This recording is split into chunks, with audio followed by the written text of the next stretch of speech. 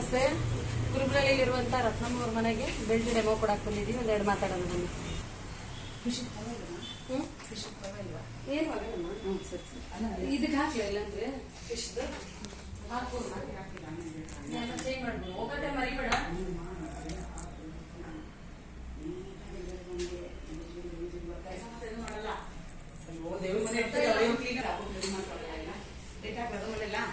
ರೂಮಲ್ಲಿ ತೆಗಿತೀನಿ ಸುಮ್ಮನೆ ಅಂತ ಬಿಡಿ.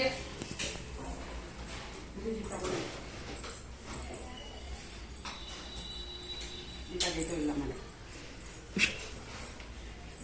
ಇದೆಲ್ಲ ಮತ್ತೆ ತೋರಿಸ್ಕೊಂತೀರಾ ಬೆಳಿಗ್ಗೆ? ಮತ್ತೆ ಏನಿಲ್ಲ ಈಗ ನೀರ್ ಹಾಕಕ್ಕ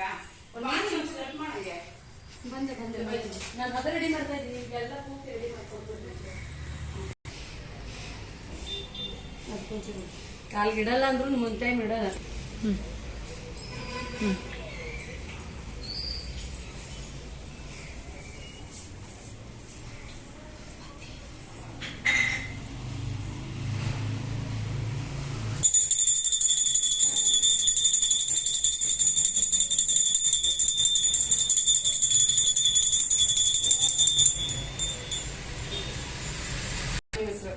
ರತ್ನ ಅಂತ.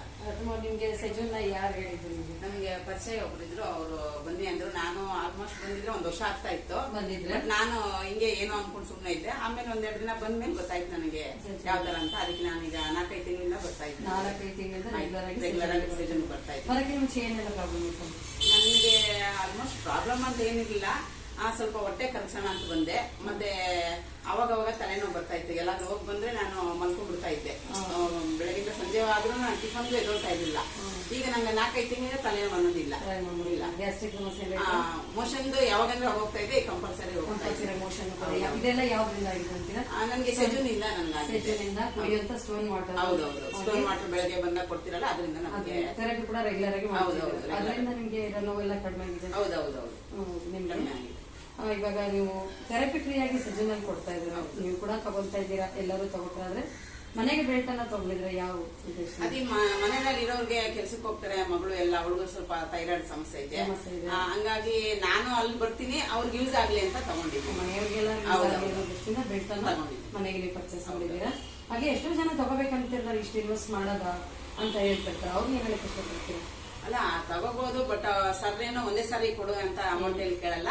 ನಮ್ಮ ಅಲ್ಲಿ ಇದ್ದಾಗ ಸ್ವಲ್ಪ ಕೊಟ್ರೆ ಆಮೇಲೆ ಹೌದೌದು, ಒಂದೇ ಸತಿ ಏನು ಕೊಡು ಅಂತ ಕೇಳಲ್ಲ. ಆದಷ್ಟು ಸ್ವಲ್ಪ ಕೊಡ್ತಾ ಇರ್ಲಿ ಅಂತ ಕೇಳಿದ್ದಾರೆ. ಹಂಗಾಗಿ ನಾನು ಅದೇ ತರ ಕೊಟ್ಟೆ ತಗೊಂಡಿದ್ದೀನಿ. ಕಷ್ಟ ಆಯ್ತು ನಿಜ ಅಲ್ಲ, ಕಷ್ಟ ಅಂತ, ಬಟ್ ಇಷ್ಟಪಟ್ಟು ತಗೊಂಡಿದ್ದೀನಿ. ಇಷ್ಟಪಟ್ಟು ಮನೆಗೆ ನರ್ಸ್ ಅನ್ನೋದು ನಮ್ಮ ಮನೆಗೆ ಅನ್ನೋ ದೃಷ್ಟಿಯಿಂದ ನೀವು ಬೆಲ್ಟ್ ಅನ್ನ ತಗೊಂಡಿದ್ದೀರಾ. ಹಾಗೆ ಇಲ್ಲಿ ಸೆಜುನಲ್ಲಿ ಬರೋರ್ಗೆ ಏನ್ ಹೇಳಕ್ ಇಷ್ಟಪಡ್ತೀರಾ? ಅದೇ ಆದಷ್ಟು ಇದರಲ್ಲಿ ನಮ್ಗೆ ಫ್ರೀ ಥೆರಪಿ ಅಂತ ಸಿಕ್ಕಿದೆ, ಅದನ್ನ ಉಪಯೋಗಿಸ್ಕೋಬೇಕು. ಡೈಲಿ ಬಂದು ಕಂಪಲ್ಸರಿ ತಗೊಂಡ್ರೆ ಆರೋಗ್ಯನೂ ಸಿಗುತ್ತೆ. ಈಗ ನಾನು ಆಲ್ಮೋಸ್ಟ್ ನನಗೆ ಡ್ರೆಸ್ ಎಲ್ಲ ಟೈಟ್ ಆಗ್ತಾ ಇತ್ತು. ಈಗ ನನಗೆ ಒಂದ್ ಸ್ವಲ್ಪ ಫ್ರೀ ಅನಿಸ್ತಾ ಇಲ್ಲ. ಬರೋದ್ರಿಂದಾನೇ ಅದೆಲ್ಲ ಸಿಗುತ್ತೆ, ನಾವು ಪಡ್ಕೋಬಹುದು ಅಂತ ಹೇಳಿ. ಇವಾಗ ನಿಮ್ ಜೊತೆ ನಿಮ್ ಫ್ರೆಂಡ್ಸ್ ಕೂಡ ನೀವು ಕರ್ಕೊಂಡ್ ಬಂದಿರಾ ಅದಷ್ಟು ಸೆಜನ್ಗೆ? ಹೌದು, ಹೇಳ್ತೀನಿ. ಬಟ್ ನಾನು ಹೇಳೋರ್ಗು ಕೆಲವರು ಮೊಮ್ಮಕ್ಕಳು ನೋಡ್ಕೋಬೇಕು, ಬರಕ್ಕಾಗಲ್ಲ. ಆಮೇಲೆ ಸ್ವಲ್ಪ ಅಪ್ ಡೌನ್ ಇದೆ, ನೀವೇನ ಗಾಡಿನಲ್ಲಿ ಹೋಗ್ತೀರಾ ಅಂತ ಹೇಳ್ತಾರೆ. ಏನ್ ಮಾಡಕ್ಕಾಗಲ್ಲ, ಹೇಳೋ ಹೇಳ್ತೀವಿ.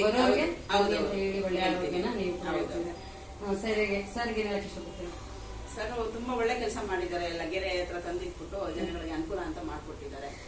ಎಲ್ಲರಿಗೂ ಒಳ್ಳೇದಾಗಿ. Prem Kumar sir number 1. ಹೌದೌದು, ಸೆಜು ನಂಬರ್ 1.